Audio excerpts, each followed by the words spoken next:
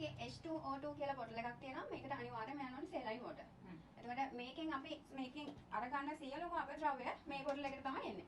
එතකොට මේ බොටල් එකේ පෙන්නනවා මේ තැනට ආපුවාම මැෂින් එකේ පෙන්නනවා මේක ඉවත් කරන්න ඕනි කියලා. ඔයාට පුළුවන් නම් ඔයා කරලා ඉවරුනාට පස්සේ දිනපතා මේක වැක්කියුම් එකයි මේකේ අපි සිලෙක්ට් කරන සීරම් එක හෝ මේ සෙලයින් වෝටර් එක. හරිද? ඉස්සෙල්ලාම දැන් අපි බලනවානේ කස්ටමර්ට යන්නේ කස්ටමර්ගේ ස්කින් එක මොකක්ද කියලා බලලා ඒකේ සීරම් එක සිලෙක්ට් කරගන්න ඕනේ මෙන්න මෙතන.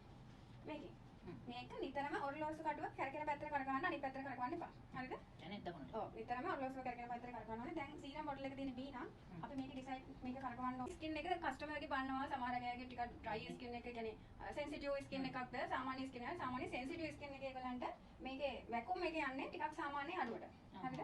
මෙන්න මේකේ වැක්කියුම් එක අඩුවට. සමහර අයගේ දැන් ඔය පිරිමි කෙනෙක් වගේ ආවොත් එයාලගේ වැක්කියුම් එක ටිකක් වැඩි කරගත්තට කමක් නැහැ. සෙන්සිටිව් ස්කින් එකක් ආවොත් අනිවාර්යයෙන්ම වැක්කියුම් එක ටිකක් අඩු වෙන්න ඕනේ. මේකට ගත්තොත් වැක්කියුම් එක වැඩ කරන්නේ නැහැ.